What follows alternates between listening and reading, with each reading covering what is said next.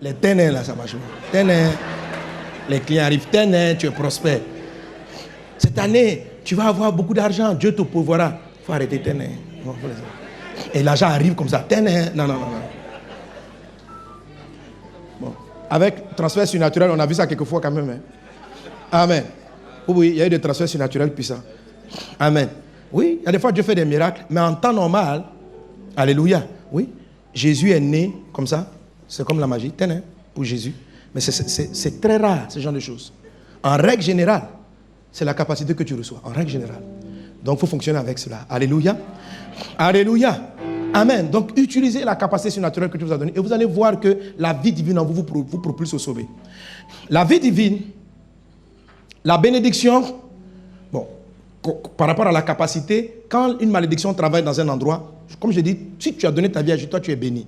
Mais ton entourage peut être assujetti à des blocages causés par des malédictions. La vie qui est en toi doit aller contrer cela. Jésus arrive dans le village de Bethsaïda. Nous sommes en Marc chapitre 8, verset 22. Jésus est bien sûr béni. Il est lui-même la bénédiction. Alléluia. Il arrive là-bas, il rencontre un aveugle. La Bible dit, Marc 8, 22, Jésus l'a pris par la main, il l'a fait sortir du village et il a prié pour lui par 2 fois. C'est la première fois que Jésus prie pour quelqu'un 2 fois et l'aveugle recouvre la vue et il lui dit, retourne chez toi sans passer par le village. Ok? Jésus a la vie en lui qui peut guérir le malade. Mais on remarque que Jésus tient compte d'un village parce qu'il dit, sortons du village et il prie pour lui par 2 fois avant que l'aveugle recouvre la vue. Et je vous expliquer pourquoi Jésus l'a fait. Parce qu'en remontant dans le livre de Matthieu chapitre 11, on constate que Bethsaïda avait reçu une malédiction. Qui dit, la Bible dit, malheur à toi, Chorazin, malheur à toi, Bethsaïda, car si les miracles qui ont eu lieu en ton sein avaient eu lieu à Sodome et Gomorrhe seraient répandus. Donc quand on dit malheur à toi, ça veut dire, il y a une malédiction qui te frappe. Pourquoi Jésus n'a donc pas fait un miracle à Bethsaïda? Et s'il repartait à nouveau à Chorazin, il aurait fait pareil. Pourquoi n'a-t-il pas fait de miracle à Bethsaïda? Parce qu'il y avait une malédiction qui était sur le territoire. Jésus est béni, mais le territoire a un problème. La vie divine est en vous. Vous pouvez arriver dans un quartier d'Abidjan qui a reçu une malédiction, qui dit qu'aucune entreprise ne va prospérer dans ce quartier, qu'elles vont commencer, mais elles vont s'arrêter en cours de route. Ok? Alors, quand vous avez la vie, vous devez faire comme Jésus. Jésus a contré la malédiction et la vie s'est manifestée. L'aveugle l'a vu. Le résultat final, c'est que l'aveugle l'a vu. Le résultat final, c'est que tu vas prospérer. Le résultat final, c'est que tu vas ouvrir des multiples entreprises. Le résultat final, amen. Mais la vie divine en toi t'enseigne toutes choses. Elle te montre comment faire pour contourner. D'où cet enseignement sur contrer les malédictions au travers des bénédictions qui sont en vous déjà. Alléluia. Donc beaucoup de gens échouent parce qu'ils n'en sont pas conscients et parce qu'ils ne savent pas utiliser avec efficacité ce que Dieu leur a déjà donné en Christ. Amen. En dehors des capacités créées par la bénédiction et des incapacités créées par les malédictions, la bénédiction aussi engendre un autre paramètre, c'est quoi? L'opportunité. Alléluia. L'opportunité dans le cadre de la bénédiction de l'élévation. C'est-à-dire, chaque bénédiction a sa faveur, ce qu'on appelle son opportunité propre. Pour ceux qui vont être élevés, l'opportunité de l'élévation, c'est laquelle? C'est quoi? Les connexions divines. Amen. L'opportunité pour la bénédiction dans l'entrepreneuriat, c'est des ressources divines. C'est-à-dire que Dieu met à ta disposition les ressources pour pousser l'entreprise. Mais ça arrive de manière cyclique. Quand tu vas aller au sommet, l'opportunité qui est engendrée, c'est des relations. Dieu te met en contact avec quelqu'un qui transporte une faveur pour toi. Quelqu'un qui est avec moi? Ok. Amen. Quand maintenant, au lieu de rencontrer des personnes qui t'avantagent, tu rencontres des personnes qui t'enfoncent, ça c'est comme un malheur. C'est une inopportunité. Amen. Amen. La bénédiction, toute bénédiction crée des opportunités. La malédiction crée des inopportunités ou ce qu'on appelle de la malchance. Ou dans la vie de certaines personnes, ça se manifeste par des séries de malheurs. Quelle que soit ton intelligence, tu peux avoir la capacité d'entreprendre. Tu arrives au marché, tu commences ton commerce, les clients viennent, le marché brûle. Tout à fait brûle avec. Tu vois? Là, ce n'est pas ta capacité qui est remise en cause. C'est un événement auquel tu ne t'y attendais pas du tout. Tu attends qu'un produit soit livré. Il arrive, il y a une tempête dans la mer, ton conteneur est renversé dans la mer. Et les gens viennent te dire, non, excuse, on va te rembourser, mais entre-temps, tu as déjà ouvert le magasin, te voilà en train de payer les traites à crédit parce que le colis n'est pas arrivé à temps. Tu vois des choses comme ça là. Ça, ce n'est pas une affaire d'intelligence ou de capacité. Ce n'est pas que tu ne réfléchis pas. Mais il y a des séries de problèmes qui surviennent qui ne dépendent pas de toi. La malédiction crée ça. Donc, soit la malédiction te rend incapable, si elle n'a pas touché la capacité, elle va essayer de frapper en faisant survenir dans ta vie des malheurs. Et si elle n'arrive pas à toucher les malheurs, elle va frapper le côté des désirs.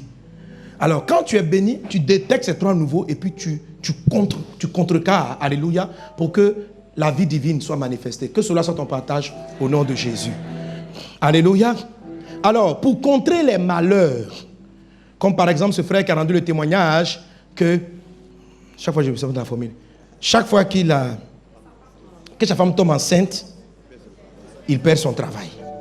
Et il perd le bébé aussi, de la grossesse. Il travaille. Dès que sa femme tombe enceinte, il y a un malheur qui frappe. Perte de l'enfant, perte du travail.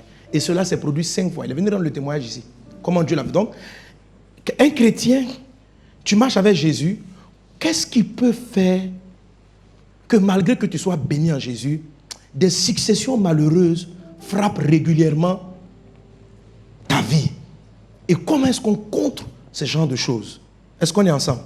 Est-ce que quelqu'un parmi vous a l'impression que de temps en temps, il y a des malheurs bizarres qui viennent le mettre en retard? Qui vit ça? Lève la main. C'est levé parfaitement au nom de Jésus. Amen. Oui. C'est pas compliqué. Amen. Mais en toute chose, il faut réfléchir avec la parole de Dieu. Ok? Le malheur, c'est quoi? Il y a plus de sources. Il y a des envoûtements. Mais normalement, un chrétien, si c'est des envoûtements, quelqu'un t'a lancé un sort, dans la vie, tu ne réussiras pas. Ça là, tu t'élèves. Au nom de Jésus, c'est contre. Ça, c'est facile. Ok? Il y a ce que quelquefois les gens appellent malheur, mais qui en fait sont des épreuves que Dieu permet. Mais ça dure un temps. Dieu te forme et il te fait passer à autre chose.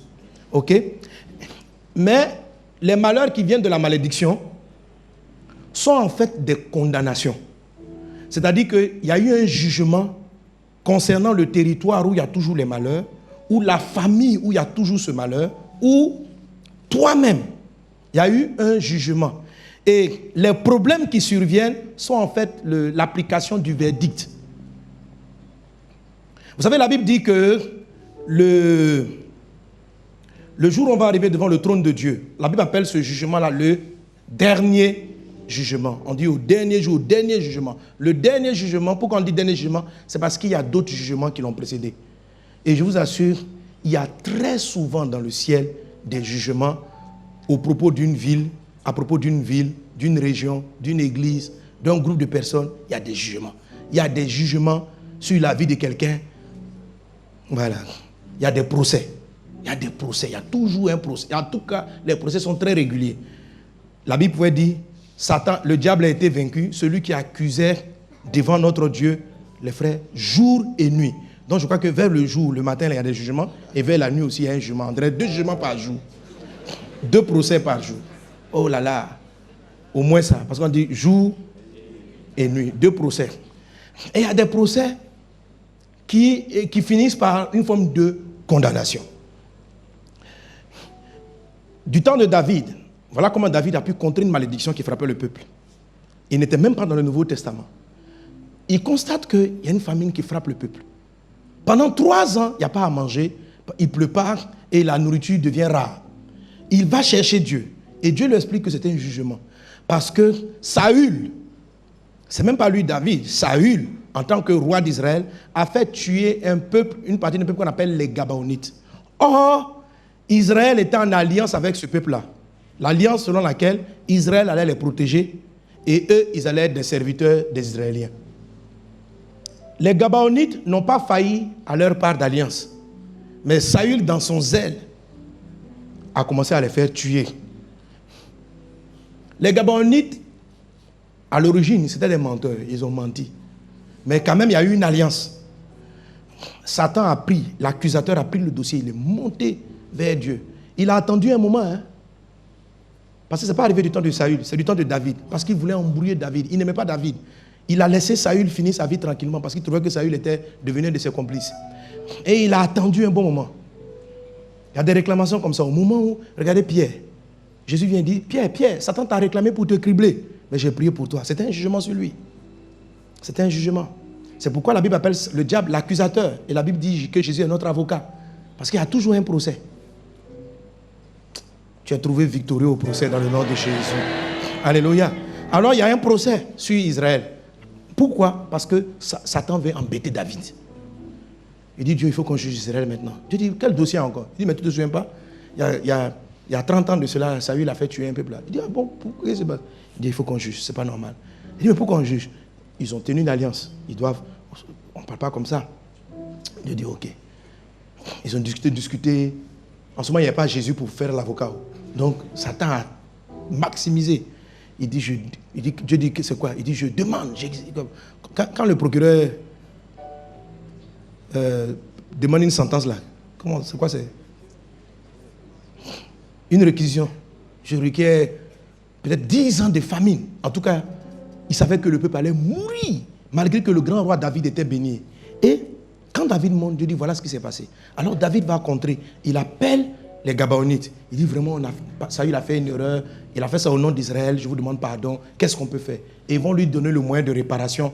Paf, la sentence va être levée. Le malheur, par exemple, ce frère dont j'ai parlé tantôt, ou des accidents qui arrivent régulièrement dans des familles, ou des marchés qui brûlent, des entreprises qui tombent, il y a eu une condamnation. On ne sait pas pour quel problème. Mais une fois, il y a eu un problème et une condamnation a été prononcée, que chaque fois qu'il y aura ceci, il se produira cela. Le verdict va varier d'une malédiction à une autre. Un même problème n'entraîne pas une même conséquence. Voilà. Quelqu'un est-il avec moi? Ok. Donc, il existe des condamnations. C'est pourquoi Jésus-Christ est notre avocat. Alors, comment la bénédiction que tu as reçue, la vie que tu as reçue en Jésus, traite avec cela? La première des choses, c'est que Romains chapitre 8, verset 1 dit ceci: il n'y a plus de condamnation. Il faut croire ça d'abord. Alléluia. Il n'y a plus, lisons ensemble, 1, 2, 3. Il n'y a donc maintenant aucune condamnation pour ceux qui sont en Jésus. Alléluia. Il n'y a plus aucune condamnation. Donc, Jésus-Christ est mort. La mort de Christ à la croix, c'était notre condamnation. Ce que tes parents ont cumulé, tous les procès. Comme David subissait un procès qui relevait du temps de Saül. Tu vois, si par exemple, ton papa ou ton mère a été jugé, tu vois, même dans le monde, il y a ce genre de condamnation, que des problèmes que les enfants héritent de leur père. Le terrain de ton papa est sous hypothèque. Il doit à la banque. Et il décède, il part. Toi, tu hérites le terrain. Qui peut payer la dette? C'est toi, tu vas payer. Tu n'hésites pas seulement de ton papa les bonnes choses. Tu hérites aussi les jugements qui sont contre sa vie. Comment dire? Tu hérites aussi de son passif. Et tu dois rembourser. Tu ne peux pas aller t'asseoir devant le banquier. Tu dis, banquier, juge, écoutez-moi. Mon papa, c'est mon papa. Le jour où il est parti prendre la dette, là, il ne m'a pas appelé. On ne s'est pas assis ensemble pour traiter. Je n'ai rien à voir avec ça.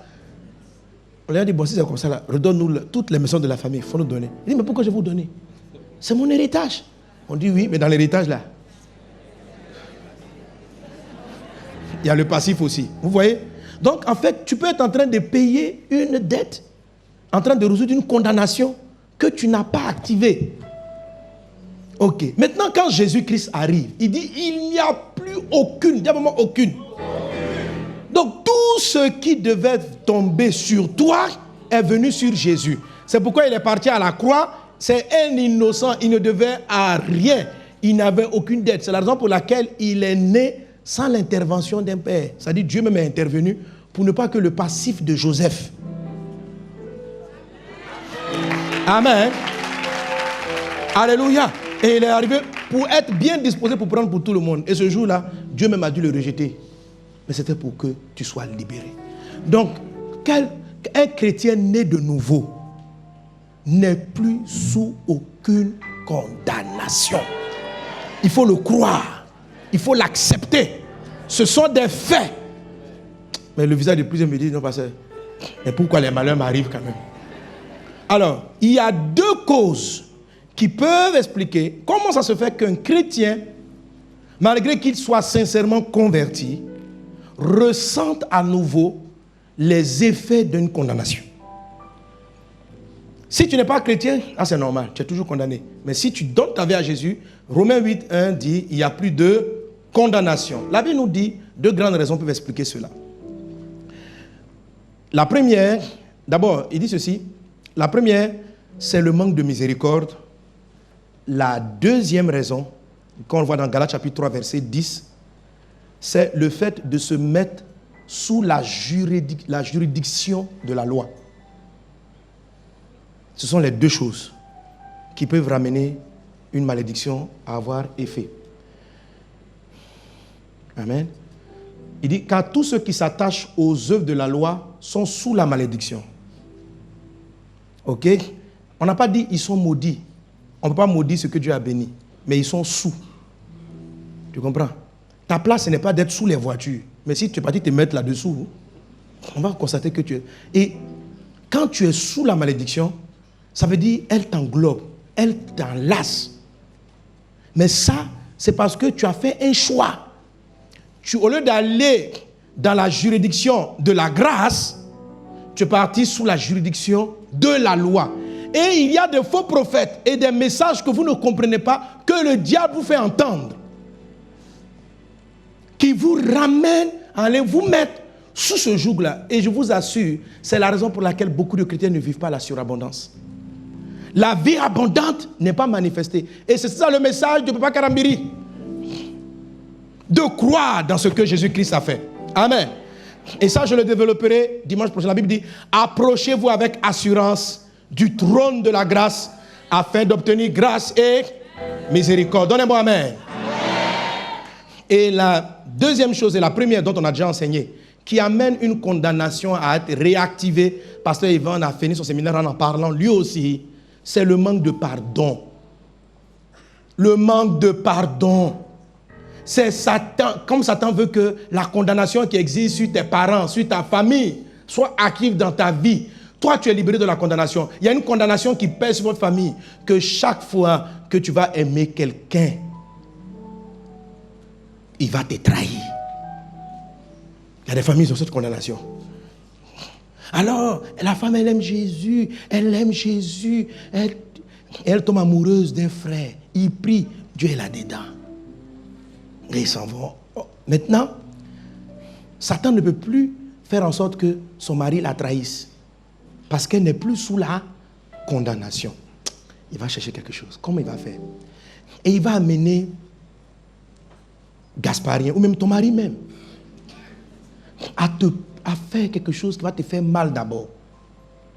Ça peut être un petit palabre à cause d'une fourchette qui a mal été placée dans la cuisine.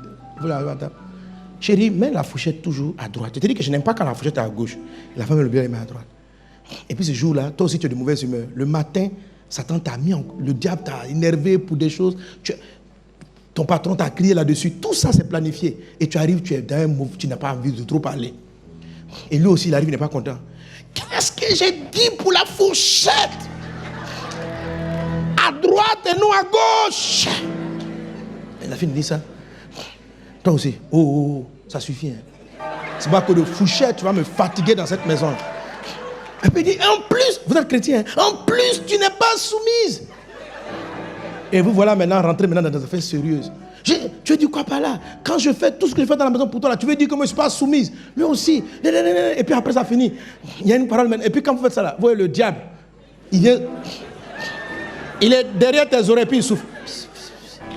Et puis il parle. Tu entends? Tu as vu comment il te parle? Tu as vu comment il te parle? Je t'ai dit. Et puis lui aussi, c'est une fourchette à gauche ou à droite. Mais où sont en train de partir là? Hein? Voilà. Tu veux dire quoi par là? Et puis, quand à côté de la fourchette, le diable vient, il souffle la fin. Il veut dire que tes parents t'ont pas bien éduqué. Qu'ils t'ont pas appris que le monsieur n'est pas rentré dans les parents. Mais en même temps, ta pensée va là-bas. Hein? Il dit, mais si on t'a pas appris ça, quand il a dit on t'a pas appris ça. Donc, en même temps, le diable vient dire, il est en train d'attaquer tes parents auraient dû t'apprendre. Et quelqu'un dit ça. Tu parles de ma maman. Le même diable te dit, il parle de ta maman. Tu parles de ma maman. Tu parles de ma maman. Et puis vous arrivez maintenant, mes parents, tes parents, je n'ai pas dit ça. Et vous criez. Et puis, derrière même ça suffit. Et puis quelqu'un sort là-bas. Derrière même, je vois que tu ne m'as jamais aimé. Il dit, derrière même, toujours, va-t'en là-bas. Et ce qui s'est passé, la phrase là, je me demande si j'étais déjà aimé.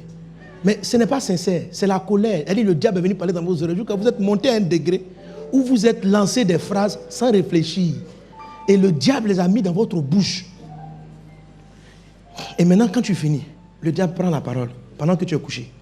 Et puis il te rappelle, ton mari, il est mauvais. Il est mauvais. Et la phrase là, tu es offensé. Tu ne pardonnes pas. Et tous les jours, quand tu veux laisser, il dit une phrase pareille. Ne peut pas s'oublier.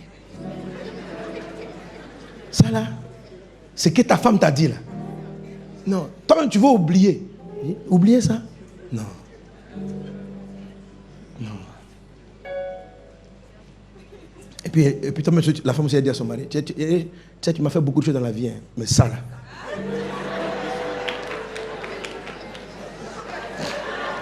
Je ne peux pas laisser. Non. C'est que si on est marié, hein, allons, mais ça là, qu'est-ce que tu manques de miséricorde? C'est vrai que ton mari a parlé sous un démon. Toi aussi, tu as parlé sous un démon. Et le même diable a besoin que votre cœur commence à manquer de pardon. De pardonner les erreurs des uns et des autres. C'est pourquoi, quand il dit, quand vous priez, notre Père qui est aux cieux, il dit, il vous demande, il y a un chapitre de la prière essentielle où il traite avec l'offense.